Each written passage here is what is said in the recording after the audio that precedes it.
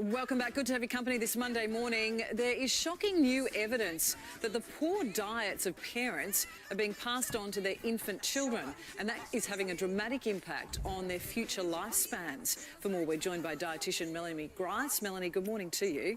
This is interesting. The baby's first 1,000 days are vital for their long-term health. It really carries you through into future life, doesn't it? Absolutely. It really sets up their epigenetics. So I always think, it's always hard to eat healthily in our culture, but if ever there is a time, it's when you're trying to conceive, during pregnancy, and what we feed our first little ones up until the age of 2. So what's the key message then as part of this new campaign?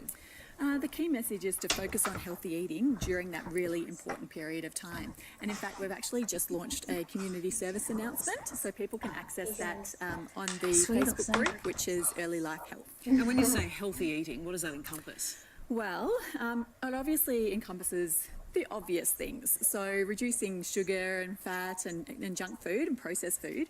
As a dietitian myself, one of the things that I find most is that there are a lot of women who are really worried about listeria and a lot of women who are really worried about mercury. And even though they're, important things to be aware of, healthy eating is more important. So, for example, I've seen on a chat group recently where women said, I can't eat salad because of the fact that it might have listeria toxicity.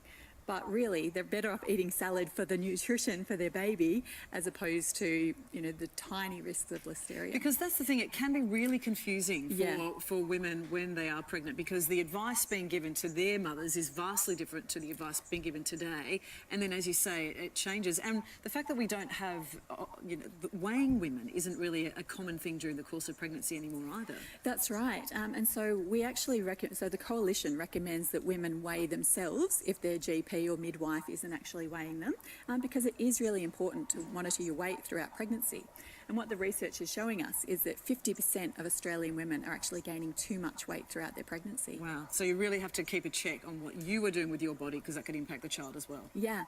I've put together a meal plan, which is melaniemcgrice.com/pregnancy. And so women can access that. It's got a whole lot of different meal suggestions to give women an idea of what they should be eating throughout pregnancy. That's great. We'll take a look at that, in all the details on the website. And we also have this information out this morning saying that eating junk food can actually reprogram your brain. What's that about?